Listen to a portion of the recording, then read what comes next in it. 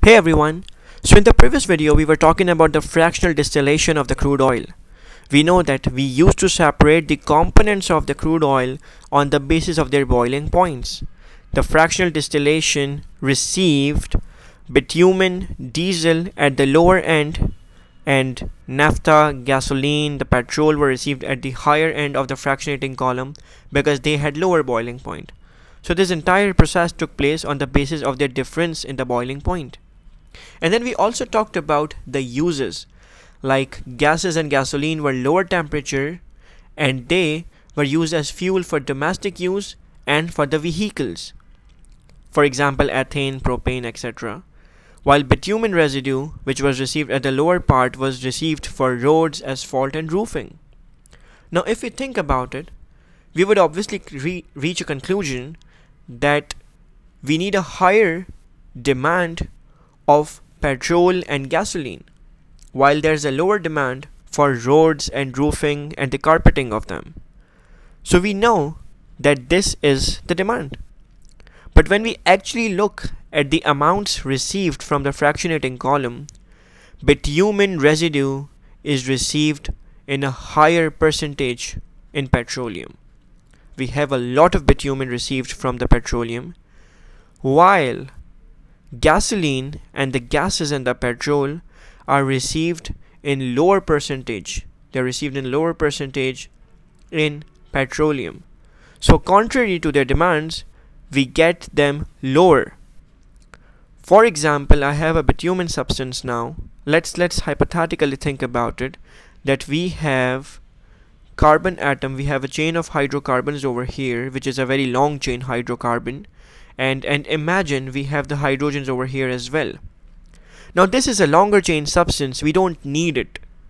We need shorter chain compounds that could be 4, 5, 6 carbon chains that we could use for gasoline purpose.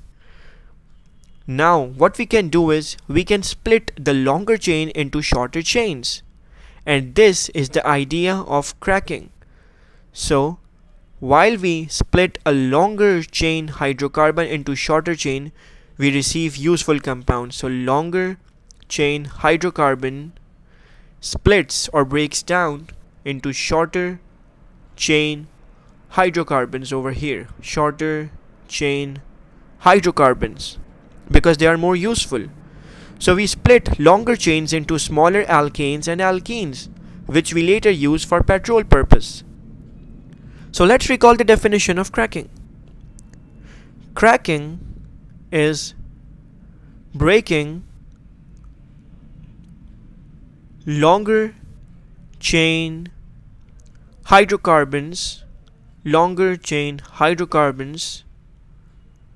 into shorter and more useful hydrocarbons, which could be used to meet the industrial demand, because for the industry we need fuel. There is a catalyst and a temperature requirement for the cracking purpose. Catalyst is going to be aluminium oxide. The catalyst is going to be aluminium oxide, which we know that the formula for it is Al2O3. And when we talk about the temperature is 350 degrees Celsius or even higher, because you know we are breaking a longer chain into a smaller chain. It's kind of a breakdown process. Aluminium oxide could also be called as alumina, or sometimes within the past paper examination they have used the word of porcelain chips. So if this word comes, we know what to do, right? This is the catalyst for the cracking process. Now let's imagine that we are practicing some past paper like questions. We have C10H22, which is an alkane, because it obviously follows the general formula. If we crack it and if we split it into shorter compounds using the aluminium oxide catalyst and 350 degrees Celsius, we are supposedly getting two smaller compounds. One is C8H18. This is again an alkane, but the other is unknown. So in order to find the unknown, we know the number of carbon atoms should be the same on both sides. So out of the 10 carbon atoms, 8 go into the known compound. Obviously the other compound would be getting 2 carbon atom, so it's a C2.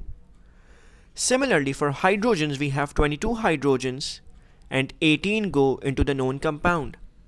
Obviously we have 4 hydrogen atoms left, which means that the unknown compound would be C2H4. You guys remember that's ethene, right? Ethene molecule, C2H4.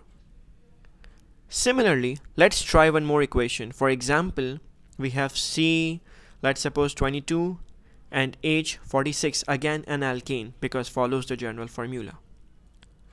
Now this C22H46 gives me a smaller compound which is C12H26. There is something unknown, I don't know. So I'm putting a question mark, and the other thing I receive is H2 molecule. Now we know that out of the 22 carbon atoms, 12 are in the C12 compound. And obviously hydrogen doesn't have a carbon. So we are left with 10 carbon atoms.